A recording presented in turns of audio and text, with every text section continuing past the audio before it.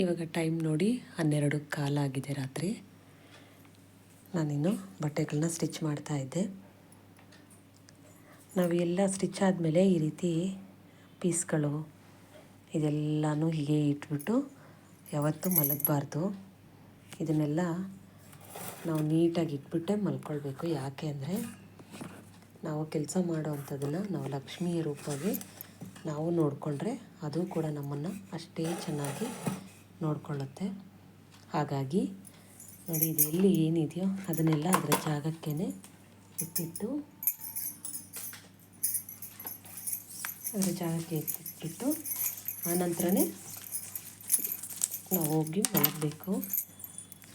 ನೋಡಿ, ಕೆಳಗಡೆ ಎಲ್ಲ ಎಷ್ಟು ಪೀಸ್ಗಳು ಇದೆಲ್ಲ ಬಿದ್ದಿದೆ. ಇದನ್ನೆಲ್ಲ ಬಿಟ್ಟು ಹಾಗೆ ಬಿಟ್ಟು ಹೋಗಿ ಮಲಗಬಾರ್ದು. ಹಾಗೆ ನೈಟು ಬೆಳಗ್ಗೆ ನೀವು ಆಯಿಲನ್ನು ಹಾಕಲೇಬೇಕು. ನೀವು ಮಿಷಿನಿಗೆ ಕೂತ್ಕೊಳ್ಳೋವಾಗಲೂ ಆಯಿಲ್ ಹಾಕ್ಕೊಂಡು ಕ್ಲೀನಾಗಿ ಒರೆಸಿ ಆಮೇಲೆ ನೀವು ಮಿಷಿನನ್ನು ಬಟ್ಟೆನ ಸ್ಟಿಚ್ ಮಾಡೋಕ್ಕೆ ಶುರು ಮಾಡಬೇಕು. ಹಾಗೆ ಈ ರೀತಿ ಪ್ರತಿಯೊಂದು ಕಡೆಗೂ ಆಯಿಲ್ನ ಹಾಕಿ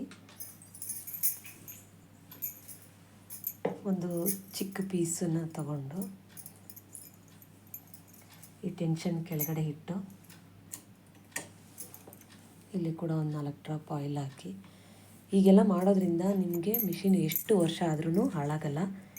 ಇದರ ಎಲ್ಲ ವೀಡಿಯೋಗಳನ್ನು ನಾನು ಅಪ್ಲೋಡ್ ಮಾಡಿದ್ದೀನಿ, ಒಂದು ಸರಿ ಚೆಕ್ ಮಾಡಿ ನೋಡಿ. ಈ ರೀತಿ ಎಲ್ಲ ಕ್ಲೀನ್ ಮಾಡಿಯೇ ನಾನು ಮಲಗೋದು.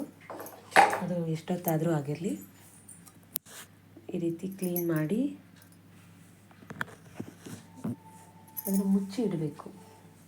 ಯಾವಾಗಲೂ ಟೈಲರಿಂಗ್ ಮಿಷಿನ್ನ ಓಪನ್ನಾಗಿ ಇಡಬೇಡಿ, ಕ್ಲೀನಾಗಿ ಇರಬೇಕು. ಹಾಗೆಯೇ ಈ ಥರ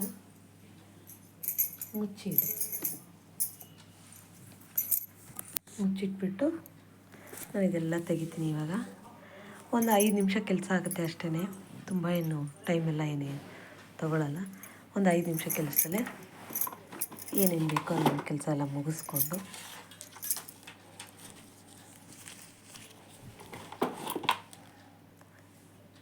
ಮಲ್ಕೊಳ್ತೀನಿ ನಾನು. ನೋಡಿ, ಈ ಥರ ಎಲ್ಲ ನೀಟಾಗಿ ಇರುತ್ತೆ. ಹಾಗೆ ಎಲ್ಲ ಸ್ವಿಚ್ಗಳನ್ನು ಆಫ್ ಮಾಡಿದ್ದೀವ ಇಲ್ವಾ ಅಂತ ನೋಡ್ಕೊಳ್ಳಿ. ಮೋಟ್ರೆಲ್ಲ ಇರುತ್ತಲ್ಲ, ಹಾಗಾಗಿ ಎಲ್ಲ ಸ್ವಿಚ್ಚೆಲ್ಲ ಆಫ್ ಮಾಡಿ ಆನಂತರ ನಮಸ್ಕಾರ ಮಾಡಿಕೊಂಡೇ ನೀವು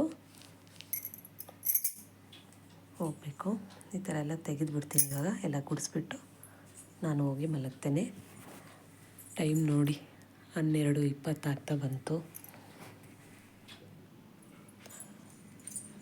ಎಷ್ಟು ನಿಶ್ಶಬ್ದವಾಗಿದೆ.